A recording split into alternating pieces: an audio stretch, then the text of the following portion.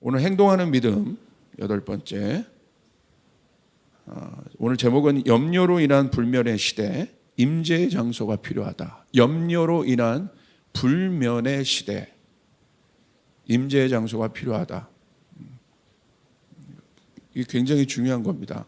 염려가 있으면 잠을 못 자요. 잠을 못 자면 생활 리듬이 다 깨져요. 그러니까 우리의 삶에서 잠이 주는 엄청난 힘들이 있는데 이 잠이 우리에게는 뭘까? 한번 좀 생각을 해보고, 그리고 이 어려운 때 우리 마음 안에 하나님의 임재, 이 임재가 무엇인지 우리 한번 생각해 보길 바랍니다. 오늘 본문은 마가복음 4장 35절부터 41절 말씀입니다.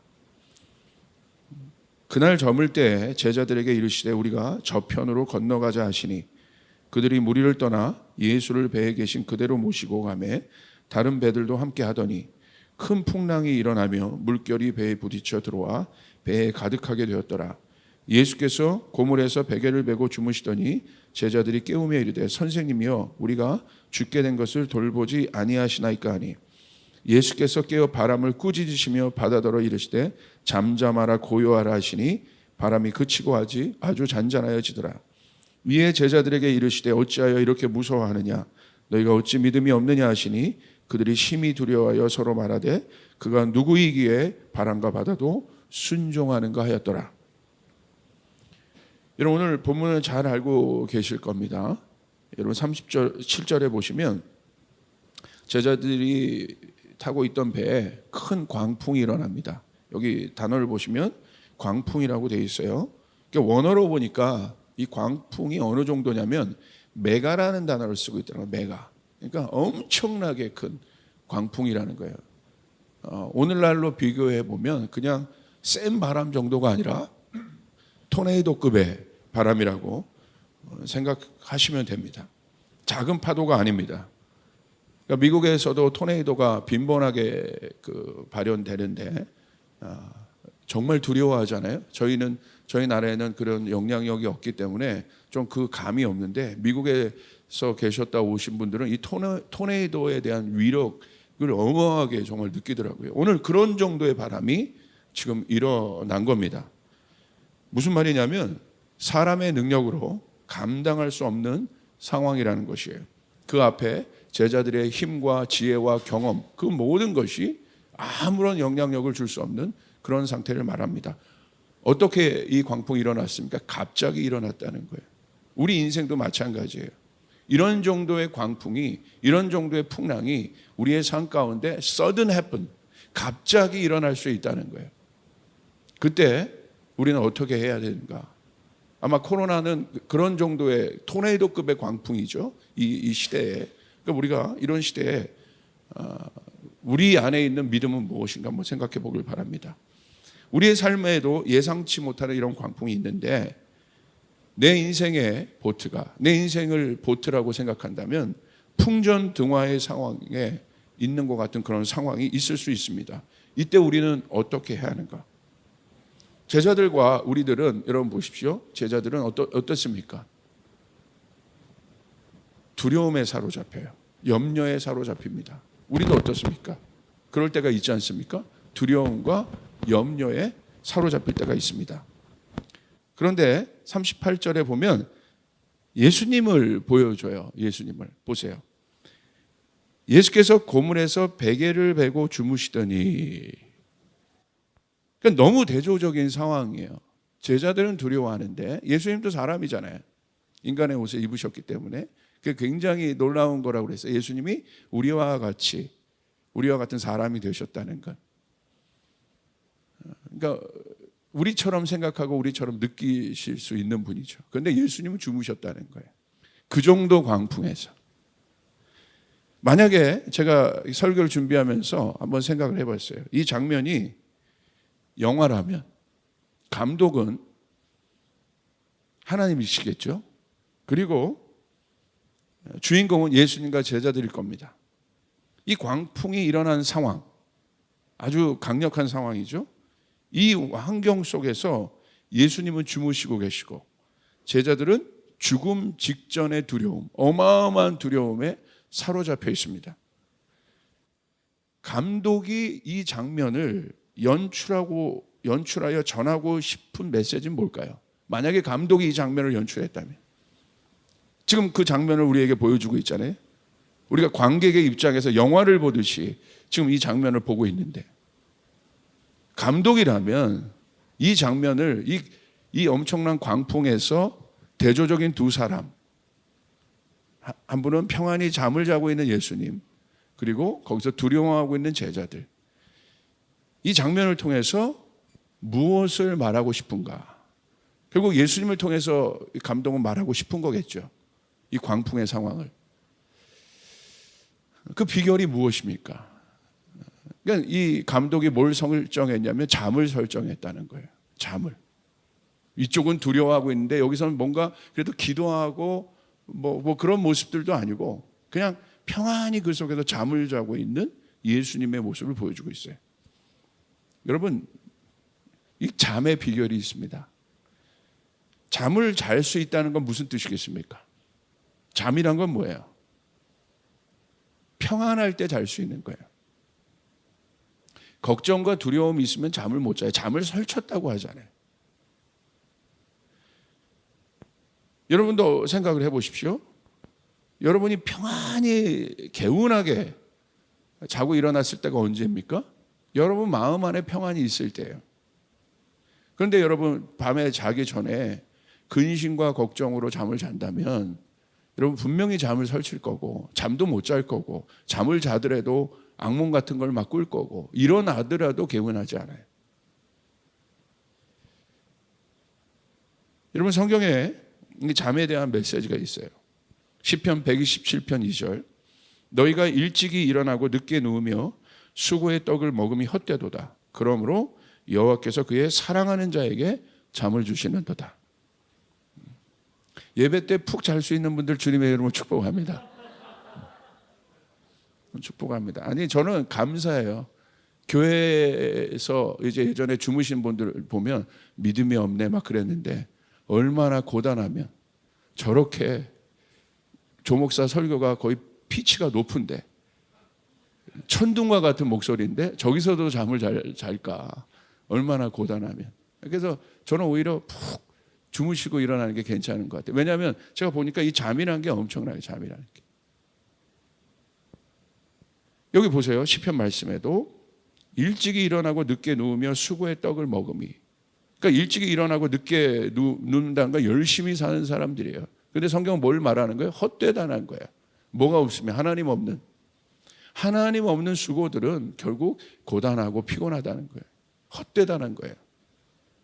그러니까 뭘 얘기하고 있어요? 여호와께서 그의 사랑하는 자에게, 하나님과 가까이 있는 자들에게 뭘 주세요? 잠을 주신다고 얘기해요.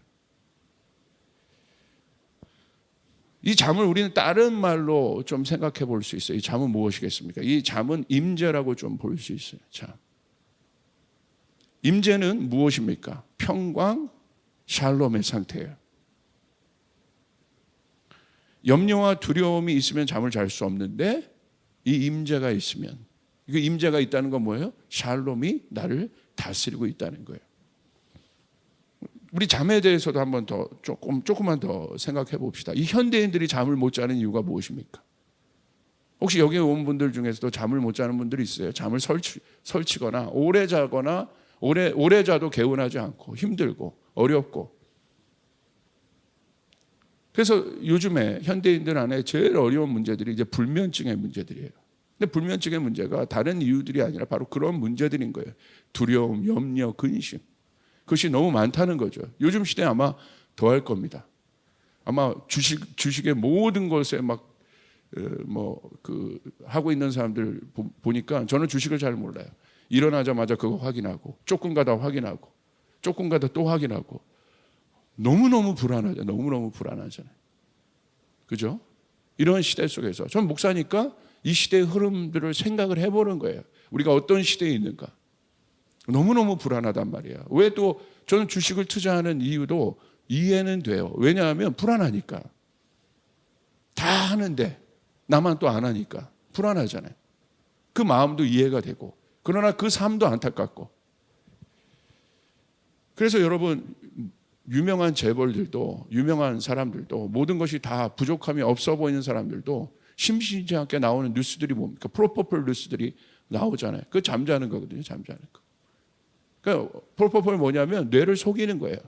잠잔 것처럼 여기는 거예요. 잠잔 게 아닌데. 속이는 겁니다. 속이는 거. 그래서 위험하다는 거예요. 어렵다는 거예요. 중독인 거예요. 그냥 뇌를 중독시키는 거예요. 참다운 안식이 아니죠. 그거 없으면 또 못 자잖아요. 그게 무섭다는 거예요. 그래서 그런 걸 권하는 의사는 정말 퇴출시켜야 되는 거예요. 의사가 환자를 돌보고 환자의 건강을 생각하는 게 의사지, 그거는 정말 장사 속인 거죠. 말도 안 되는 겁니다. 최근 슬리포노믹스라는 것이란 단어가 생겼는데, 이게 슬립과 잠과 이코노믹스의 조합이라는 슬리포노믹스라는 신조어들이 있습니다. 그게 뭐냐면 잠시장이라는 거예요. 잠시장. 이 잠시장이, 수면 시장이 엄청나게 증가되고 있습니다. 왜 그러냐면 인간의 뇌는 컴퓨터와 같대요. 그래서 전기 신호로 정보를 전달하고, 신경이 뉴런을 통해서 전기 신호 같이 이렇게 가잖아요. 처리하는 프로세서, CPU와 같은 역할을 이 뇌가 합니다. 하지만 하루에 한 번씩 전원을 꼭 꺼줘야 하는데, 만약에 그렇지 않으면 고장이 난다는 거예요. 그래서 잠을 못 자면, 그 전원이 꺼지지 않으면 어떻게 됩니까? 충분한 수면을 취하지 못하면 상당히 위험할 수 있다는 겁니다. 그래서 서울대병원의 한 교수님은, 이우진이라는 교수님은 현대인들에게 수면 부족과 같은 증상은 흔하다. 그러나 수면 부족이 반복되면 인지 능력과 주의력이 저하돼 주간 졸림과 같은 증상을 겪으며 특히 산업 현장에서 큰 사고로 이어질 수 있다고 실제적으로 이 잠의 중요성에 대해서 이야기합니다. 그러면서 수면 장애를 겪게 되면 잘 들어보세요. 우울증이나 정신질환의 발병이 훨씬 높다는 거예요. 요즘에 우울증이나 정신질환이 얼마나 많아요. 우리는 근본적으로 더 보면 잠을 못 자서, 세상은 잠을 못 자서 그런 거라고 이제 진단을 했는데, 우리는 더 근본적으로 왜 잠을 못 자는지, 왜 안식을 취하지 못하는지, 왜 그 시간을 모든 다른 것들과 대체할 수밖에 없는 이 사회, 이 시대의 흐름, 우리가 한번 깊이 생각해 볼 필요가 있는 겁니다. 대표적으로 불면증과 수면 무호흡증이 있는데, 수면 무호흡증의 경우 뇌졸중을 발생시켜나 심혈관 질환에 악영향을 끼칠 수 있다. 그러니까 모든 질병이 가장 여러 곳에서 발병되지만 가장 중요한 기관들이 어디 계세요? 뇌랑 심장이에요. 그러니까 생명에 대해서도, 그러니까 생명이 저 사람 죽었다 살았다 판정을 뇌랑 심장 보고 하는 거예요. 그만큼 중요하다는 거예요. 그런 뇌 쪽으로 바로 어택들을 줄 수 있기 때문에. 그래서 요즘에 나온 아까 신조어가 슬리퍼노믹스라는, 수면과 경제학, 이코노믹스라는 이 단어의 조합을 만들어서 이 수면 시장이 얼마나 이 시대에 증가하고 있는가를 보여주고 있습니다. 여러분, 수면은, 다시 말합니다, 수면은 뭘 말해요? 안식을 말하는 거예요. 안식을. 여러분의 삶은 어떻습니까? 안식이 있습니까? 성경에서 잠은 원어로 보시면 죽음을 의미하기도 해요. 자, 죽음은 끝이 없다는 거예요. 세상 사람들의 관점에서는. 그러나 그리스도인에게 죽음은 끝이 아니라 새로운 시작을 의미합니다. 여러분 믿습니까? 그리스도인에게서의 죽음은 그래서 죽음을 잠으로 표현한 거예요. 우리 잠자고 끝나는 게 아니잖아요. 새로운 삶이 시작되는 거잖아요. 그러니까 내가 자고 일어났을 때 그 다음날 나의 삶이 이제 시작이 되는데, 잠을 못 자는 이유가 뭐예요? 그 이유가 바로 그 큰 풍랑 때문에 그렇습니다. 큰 풍랑 때문에. 내가 감당할 수 없는 풍랑이 내 안에 있기 때문에. 계속 마음 안에 요동치는 풍랑들이 있기 때문에. 그것이 잔잔한 풍랑이든 큰 풍랑이든 계속해서 우리 안에 그 풍랑이 있기 때문에. 안식을 취하지 못하는 겁니다. 그런데 주님은 어떠셨어요? 예수님은 어떠셨다는 거예요? 주무셨다는 거예요. 안식을 취하고 계신다는 거예요. 상관없이, 바깥에 상관없이 안식을 취하고 계신다는 건 뭐예요? 예수님의 마음 안에 두려움과 불안이 없다는 거예요. 여러분에게도 이 일들이 있기를 바랍니다. 너무 중요한 문제예요. 그래서 우리가 믿음 시리즈를 보는 거예요. 믿음의 반대는 불신이 아니라 두려움인 거예요. 이 문제가 해결이 안 되면 우린 깊은 주님과의 연합으로 들어갈 수 없습니다. 다음 단계로 우린 나갈 수 없습니다. 계속 이것이 우리의 삶을 붙잡아요. 그래서 우리의 삶에 어떤 변화도 없는 거예요. 이 일들이 굉장히 중요합니다. 오늘 예수님은 풍랑 속에서 깊은 수면을 취하고 계시는데 이제 질문해 봐야 돼요. 어떻게 이 일이 가능할까? 금요 예배도 여러분에게 말씀드렸지만 거기는 답이 분명해요. 예수님의 라이프 스타일에 있는 거예요. 성경은 예수님의 라이프 스타일을 보여주는 거예요. 예수님이 어떻게 평상시에 사셨는지 너무나 명확하게 보여주십니다. 예수님의 평상시의 삶의 모든 예수님 안에 있는 삶의 태도가 어디에 맞춰져 있었습니까? 하나님께 맞춰져 있었어요.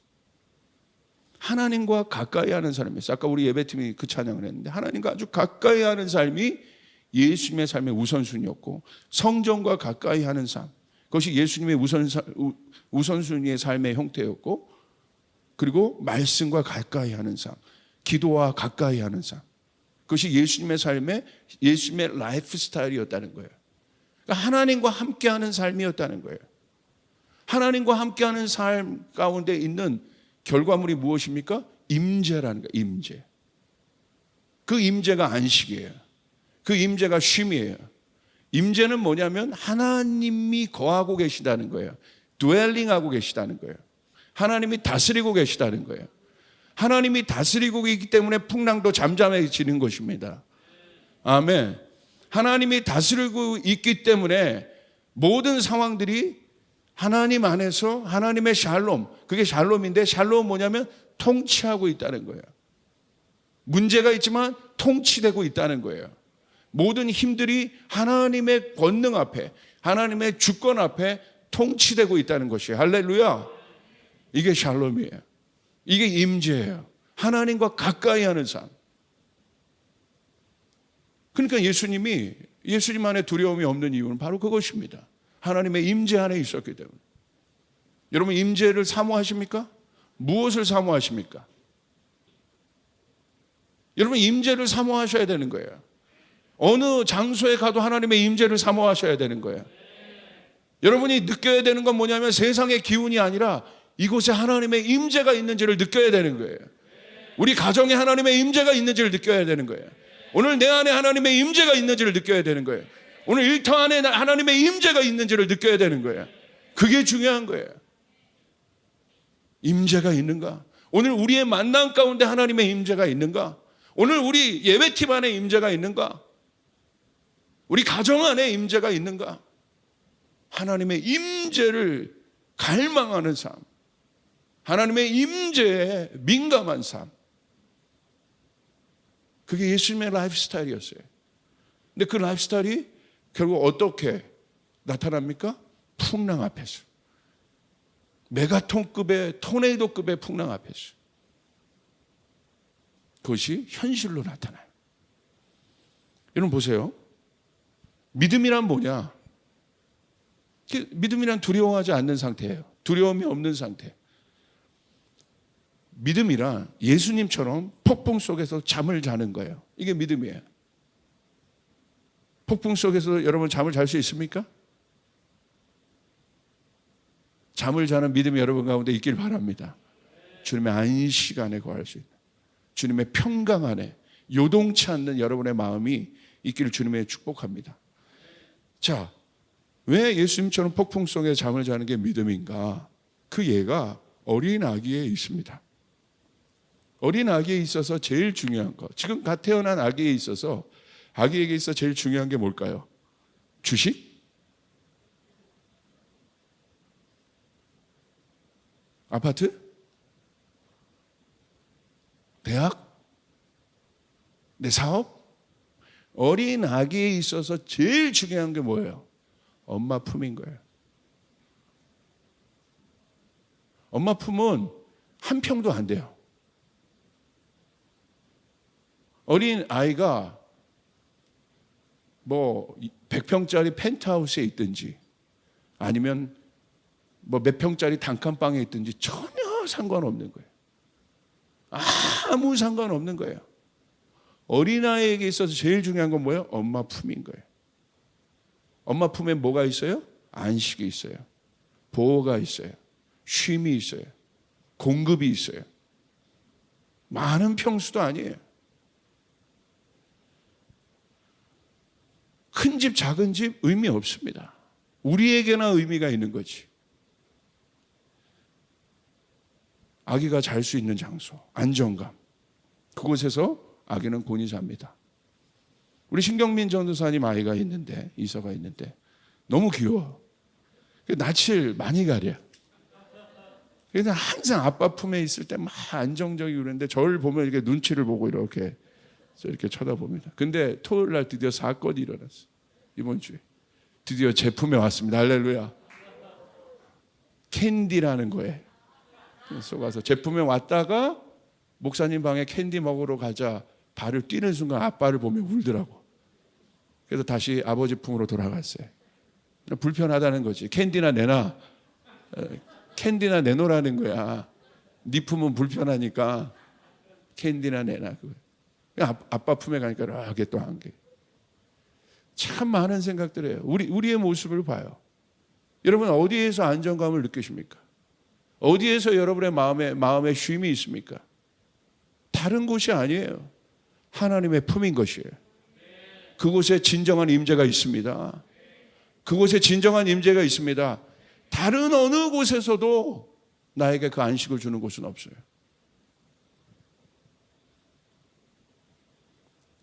예수님이 어느 장소에도 샬롬의 평강을 잃지 않으신 이유는 바로 엄마 품과 같은 하나님의 임재입니다. 사랑하는 여러분, 우리 여기 다 이제 우리 일부 예배는 장년부들 대상이지만 여러분이 어머니 아버지지만 때로는 여러분이 어머니 아버지 품이 그리울 때가 있지 않습니까? 세상이 줄 수 없는 그 안식, 나를 꼭 안아주었던 그 품, 그게 하나님의 품인 거예요. 여러분 그곳에 하나님의 강력한 통치가 있습니다. 그곳에서 어린아이는 두려워하지 않아요. 여러분 그런 장면 보시잖아요. 바깥에선 전쟁이 일어나는데 엄마가 아이를 꼭 안고.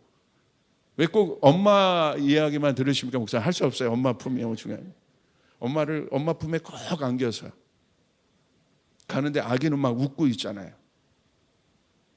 바깥에는 전쟁이 일어나는데 아기는 엄마 품에서도 웃고 있어요. 이게 안식이라는 거예요. 이게 임재라는 거예요. 여러분에게 이 주님의 품을, 주님의 임재를 사모하는 것이 우선순위가 되시길 바랍니다. 그러기 위해선 주님과 가까이 하셔야 되는 거예요. 가까이. 큰 풍랑이 주는 메시지가 우리 안에 있습니다. 한번 생각해 봅시다. 이 큰 풍랑을 통해서 주님이 우리에게 말씀하시는 것, 그게 바로 믿음이라는 거예요. 우린 예수님께 이렇게 반문합니다. 내 문제의 파도 속에서 당신은 어디에 계셨습니까? 라고 우리는 반문해요. 역으로.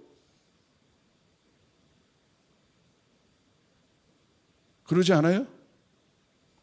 풍랑, 오늘 내 인생 가운데 일어난 풍랑, 누구든지에게도 이 풍랑은 일어날 수 있어요. 그때 우리는 이렇게 반문할 수 있어요. 당신은 어디 계셨냐고. 이 풍랑이 우리에게 주는 의미를 한번 생각해 보길 바라요. 나는 지금 나를 삼키려는 문제의 파도 속에 있습니다. 우리는 파도 앞에서 그렇게 얘기해요. 지금 나는 이 파도 속에 있어요. 이 엄청난 메가톤급의 파도 속에, 광풍 속에 나는 있습니다. 당신은 이 파도가 보이지 않습니까? 어떻게 이렇게 평안히 잠을 잘 수 있습니까? 라고 우리는 반문하고 제자들도 그렇게 반문한 거예요. 믿음이 뭡니까? 성경은 이 사건을 통해서 예수님이 그 문제의 파도의 바깥이 아니라, 다시요, 예수님이 그 문제의 파도의 바깥이 아니라, 우리는 결국 알아요. 예수님이 파도를 해결하십니다. 아멘. 예수님이 파도의 바깥이 아니라 파도 안에 계셨다는 거예요. 우리가 겪고 있는 파도 안에 계셨다는 거예요. 여러분, 우리는 이 사실을 믿어야 되는 거예요. 예수님 파도 바깥에 계셨던 분이 아니라 파도 안에 우리와 함께 하셨다는 거예요. 정리합시다. 첫 번째, 예수님은 문제의 풍랑 속에서 우리와 함께 하십니다. 이 사실이 믿어지시면 아멘 합시다. 예수님 아무것도 안 하시는 게 아니에요. 무엇이 안전한 장소입니까? 예수님과 함께 있는 장소가 안전한 장소입니다. 예수님과 함께하는 장소가 안전한 장소입니다. 결국 어떻게 됩니까? 예수님을 통해서 문제가 해결되잖아요. 두 번째, 예수님은 그 문제의 파도 속에서 평안히 주무시고 계셨어요. 왜 그렇습니까? 예수님 컨트롤하고 있다는 거예요. 내가 못 느끼고 내가 불안한 것뿐이에요. 오늘 예수님의 메시지는 간단해요. 항상 얘들아, 내가 너와 함께하고 있잖냐. 파도도 내가 잠잠케 하는 것이다. 예수님이 주무셔요. 우리가 자녀들 키울 때 그럴 때 있잖아요. 엄마 아빠는 다 계획이 있는데 아이들이 막 호들갑 떨 때가 있어요. 그럼 계속 뭐 불안해하고 호들갑. 엄마 아빠가 걱정하지 마. 엄마 아빠가 있잖아. 또 막 이게 재촉하고 막 그럴 때가 있어. 가만히 있어. 엄마 아빠가 있잖아. 그러다가 나중에 자기가 걱정한 문제를 엄마 아빠가 딱 해결해요. 그때 아이들이 뭐라고 얘기해요? 아, 아빠는 다 계획이 있었구나. 계획이 있는 거예요. 예수님이 주무시고 계신다는 건 지금 계획이 있는 거예요. 여러분의 인생의 파도 가운데 여러분이 두려워하고 있지만 예수님이 그 파도 안에 계신다는 걸 믿으시길 바랍니다. 그리고 주님은 계획이 있으시다는 거예요. 세 번째, 예수님이 파도를 꾸짖으세요. 드디어. 여러분, 꾸짖다라는 동사, 마가복음 4장 39절에 보시면 예수께서 깨어 바람을 꾸짖으시며 바다더러 이르시되 잠잠하라 고요하라 하시니 바람이 그치고 아주 잔잔하여지더라. 예수님께서 꾸짖다라는 이 단어, 이 동사를 쓰시는데, 이 동사는 귀신을 향해서 예수님이 꾸짖으시거든요. 그 동사랑 똑같아요. 무슨 말이겠습니까? 그것이 설령 사단이 일으킨 파도여도 예수님은 꾸짖으셔서 잠잠케 할 수 있는 분이라는 사실 믿으시길 바랍니다. 이렇게 말씀하시는 거예요. 내 자녀에게 내가 일으킨 파도는 전혀 영향력이 없다. 멈추어라. 내 자녀에서 떠나갈지어다. 귀신이 예수님의 꾸짖음 때문에 떠나간 것처럼 그 파도는 성경은 뭐라고 얘기하고 있습니까? 금세 잠잠해졌다는 거예요. 그러므로 사랑하는 여러분, 우리에게도 이 사건으로 끝나는 것이 아니라 주님이 이 사건을 통해서 제자들에게 믿음을 가르쳐 주세요. 왜 두려워하느냐? 왜 무서워하느냐? 믿음을 가지라. 그 말은 무슨 말입니까? 너희는 두려워하는 존재가 아니라 내가 파도를 꾸짖어 바다를 잠잠케 한 것처럼 너희도 믿음이 있으면 내가 한 일을 너희도 할 수 있다는 사실이에요. 이것이 믿음인 것입니다. 이것이 주님이 우리에게 가르쳐 주신 믿음입니다. 금요일날 주기도문 강의를 하면서 여러분에게 말씀한 겁니다. 뜻이 하늘에서 이루어진 것 같이 땅에서 이루어지리라. 하나님 나라가 임하시오며, 우리가 그렇게 기도하는 것은 뭐라는 거예요? 우리가 그렇게 할 수 있는 사람들이라는 거예요. 우리 안에 믿음이 있으면 그런 일들이 있게 되는 것이에요. 그러므로 풍랑 앞에서, 거친 파도 앞에서, 우리 안에서 일어난 모든 풍랑 앞에서 우리는 이렇게 얘기해야 되는 거예요. 믿음으로 예수님처럼 잠잠할지어다. 잠잠할지어다. 아멘. 두려워하지 말고 믿음을 가지라. 잠잠할지어다. 우리도 그와 같은 믿음을 갖기 위해서는 어떻게 해야겠습니까? 예수님 어떻게 그렇게 담대할 수 있었겠어요? 예수님의 임재가 필요한 것입니다. 우리는 하나님이 허락한 파도와 같은 어려움 속에서 예수님에게 있는 임재를 배워야 합니다. 하나님과의 친밀감이 바로 예수님의 임재의 비밀이고 이것이 모든 문제를 잠잠하여 할 수 있는 능력의 근원이라는 사실이에요. 임재는 하루아침에 생겨나는 것이 아닙니다. 임재는 관계입니다. 하나님과의 관계. 쉽게 말하면 케미라고 하죠. 케미. 하루아침에 생기는 게 아니에요. 그러기 때문에 여러분의 일상이 중요한 거예요. 하나님과 가까이 하십시오. 하나님과 가까이 하십시오. 하나님의 말씀과 가까이 하십시오. 영적인 훈련을 게을리하지 마십시오. 하나님과 가까이 하기를 모든 것의 우선으로 두십시오. 그것의 선물은 임재인 거예요. 여러분 주변에 같은 풍랑인데 흔들리지 않는 사람들이 있잖아요. 잠깐 흔들렸다가도 다시 돌아오는 분들이 있잖아요. 저도 조금 흔들렸었어요. 그러다 금세 돌아오잖아요. 비결이 뭐예요? 임재인 거예요. 승리하시길 바랍니다. 이게 비결입니다. 하나님과 가까이 하는 것. 저희 어머니, 아버지 그리고 저희 장모님 보면 제가 정말 그분들의 믿음의 삶을 존경해요. 평상시에 얼마나 주님과 가까이 하는지. 저희 장모님은 저희 집에서 자주 좀 주무시는데 보면요, 제가 본받을 수밖에 없어요. 하나님의 임재를 추구하는 삶이 몸에 배어 있어요. 아침에 일어나서도 주님을 생각하고, 아파트에서 크게 통성으로 기도할 수 없으니까 나가면 이렇게 기도하고 계시고, 항상 주님의, 뭐만 얘기하면 주님의, 뭐만 얘기하면 주님, 뭐만 요리할 때도 주님, 요리할 때도 뭐 할 때도 주님, 다 주님.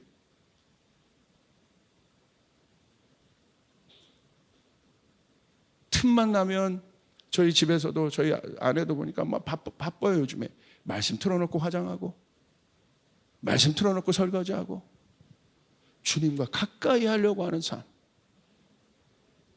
풍랑이 일어날 때 여러분에게 증거가 될 것입니다. 할렐루야. 여러분 보세요. 풍랑이 우리에게 가르쳐준 사인은 누구에게도 일어날 수 있다는 거예요. Sudden happen. 누구에게도. 그러므로 사랑하는 여러분, 이제 우리는 두려움이 아닌 믿음을 가져야 합니다. 우린 이 파도 속에서 연습해야 합니다. 내가 누구인지를 발견할 수 있는 가장 강력한 장소가 풍랑이라는 사실을 믿으시길 바랍니다. 여러분의 삶 가운데 지금 풍랑이 있습니까? 그곳에서 단련되는 거예요. 내가 누구인지를 발견하는 거예요. 그 속에서도 평강을 잃지 않는 것. 그 연습을 해야 돼요. 하나님의 임재 연습. 여러분 커피숍 들어갔을 때 그런 거 생각하며 들어간 분이 있어요? 제가 아는 미국의 어느 훌륭한 목사님이신데 너무 전 세계적으로 영향을 주는 목사님이에요. 저희 교회에 초청을 했어요. 그래서 제 방에 앉았는데 처음 저희 교회 오는 거예요. 미국 분인데 앉자마자 하나님의 임재. 좀 느끼했어요. 할렐루야. 느끼했지만 이분의 라이프 스타일이 그거구나. 어디든지 앉자마자 하나님의 임재를 느끼려고. 그래서 그분의 삶에, 그분의 메시지에 어마어마한 사람들이 영향을 받는 거예요. 여러분 주님의 임재가 여러분 가운데 있기를 바랍니다. 할렐루야. 하나님을 믿는 사람들은 하나님을 아는 자다. 그건 바로 뭐냐면 이 폭풍 속에서 우리는 뭘 깨달아야 되느냐. 하나님이 폭풍을 만드시고 하나님의 폭풍을 허락하신 분이라는 것. 믿으시길 바랍니다. 무슨 말이냐. 폭풍을 원하는 사람이 누가 있겠어요. 그러나 그 모든 것이 하나님의 손에 있다는 거예요. 이 코로나도 하나님의 손에 있다는 거예요. 모든 것이 하나님의 손에 있습니다. 하나님이 허락해 줘야만 허락될 수 있는 거예요. 그게 주권이라는 거예요. 이것을 깨달을 때 우리에게 진정한 믿음이 생겨요. 폭풍 속에서 우리가 주님의 임재 안에 있을 수 있는 가장 큰 이유는 하나님이 폭풍을 만드신 분이고 하나님이 폭풍을 허락하신 분이라는 사실, 이게 우리가 풍랑 속에서도 잠잠할 수 있는 거예요. 하나님이 폭풍을 허락하시고 하나님이 폭풍을 만드신 분이라는 것.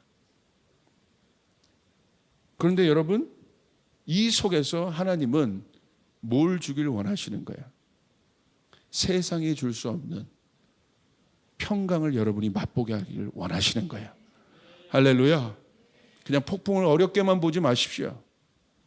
그 속에서 세상이 줄 수 없는 평강을 맛보게 하기 위한 하나님의 허락이라는 사실을 여러분 기억하시길 바랍니다. 무슨 말이겠습니까? 주님이 우리에게 오늘도 권면하십니다. 저에게는 이 설교를 준비하면서 이런 감동이 있었어요. 너는 믿음의 사람이다. 내가 이렇게 한 것처럼 아버지가 한 일을 예수님께서 행하시잖아요. 너도 나처럼 폭풍우를 믿음으로 잠잠하게 할 수 있다. 너도 나처럼 폭풍을 믿음으로 잠잠하게 할 수 있다. 제자들이 예수님의 그 장면을 보고 폭풍을 잠잠케 하신 것을 보고 그가 누구이기에 하며 놀랐습니다. 이 질문이 우리에게도 해당합니다. 우리가 누굽니까? 우리가 누굽니까? 우리는 하나님의 자녀들입니다. 우리는 하나님과 함께하는 자들입니다. 오늘 우리 하나님과 이야기할 수 있는 자들입니다. 하나님과 소통할 수 있는 자들입니다. 우리 하나님을 믿는 자들입니다. 우리가 누굽니까? 주님이 오늘 권면하시는 거예요. 풍랑이 일어나도 너희는 그 풍랑을 잠잠하게 할 수 있다. 여러분 두려워하지 마시길 바랍니다. 이게 믿음인 거예요. 이게 중요한 겁니다. 그러므로 이 모든 것이, 이 풍랑도 오히려 하나님의 임재를 경험하는 장소라고 우리가 생각할 필요가 있어요. 마지막입니다. 그러므로 사랑하는 여러분, 여기에 엄청난 감동이 있어요. 모든 사람이 이 본문을 볼 때 풍랑 사건만 봐요. 우리 안에 갑자기 풍랑이 일어날 때 풍랑만 봐요. 그런데 이제 조금 한 발자국 뛰어서 봐야 돼요. 우리 관객의 입장에서 이걸 한번 봤잖아요. 여러분 잘 보세요. 시작도 보고 끝도 봐야 돼요. 마가복음 4장 35절 보세요. 이 말씀, 이 풍랑 사건에 우리가 집중하고 있지만 오늘 성경은 무엇으로부터 이 사건이 시작됐다고 얘기하냐면 마가복음 4장 35절 그날 저물 때 제자들에게 이르시되 우리가 저편으로 건너가자. 누가 시작한 겁니까? 주님이 하십니다. 주님이 여러분의 인생 가운데 주님이 가자고 하신 거예요. 여러분 주님과 함께 시작하시는 거예요. 여러분의 시작은 주님과 함께 있습니다. 여러분의 일터도 여러분의 가정도 여러분의 모든 것도 주님과 함께 시작하신 거예요. 여러분 의심치 마시길 바랍니다. 이 조이풀도 주님과 함께 시작한 겁니다. 주님이 가자고 하시는 거예요. 지금 중간에 풍랑이 있었을 거예요. 내가 주님과 함께 시작했어요. 중간에 풍랑이 있었어요. 결론은 어떻게 됩니까? 그들이 건너갔다라고 되어 있어요. 내 인생의 목적지, 풍랑에 집중되는 것이 아니라 주님이 가자고 하신 거고 풍랑이 있었고 결국 그들은 바다 건너편으로 건너갔다고 얘기하고 있는 거예요. 여러분 그러므로 두려워하지 마시길 바랍니다. 여러분 풍랑을 뚫고 건너가시게 될 거예요. 우리 이 속에서 그 신뢰를 배워야 되는 거예요. 주님과 함께 시작하신 여러분, 주님과 함께 마무리가 될 것입니다. 주님이 여러분의 인생의 보트를 여러분 그 종착지까지 안전한 항구까지 주님이 이끌고 계신다는 거예요. 여러분 이 사실을 믿으시길 바랍니다.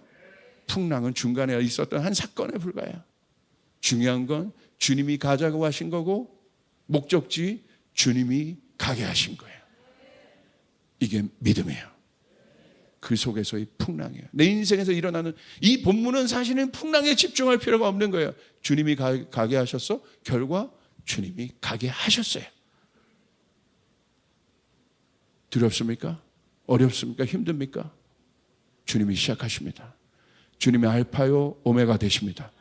그러므로 우리는 어떤 상황 속에서도 하루하루 주님과 깊은 친밀감을 누리며 목사님 제 인생은 망한 것 같고 제 인생은 지금 꼬인 것 같고 지금 보니까 풍랑인 거예요. 지금 아니에요.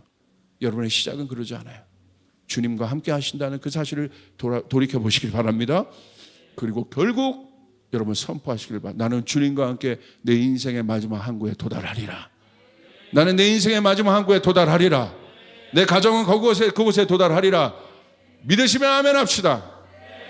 주님이 우리와 함께 하시는 거예요. 풍랑을 볼 필요가 없어요. 아멘. 기도하겠습니다.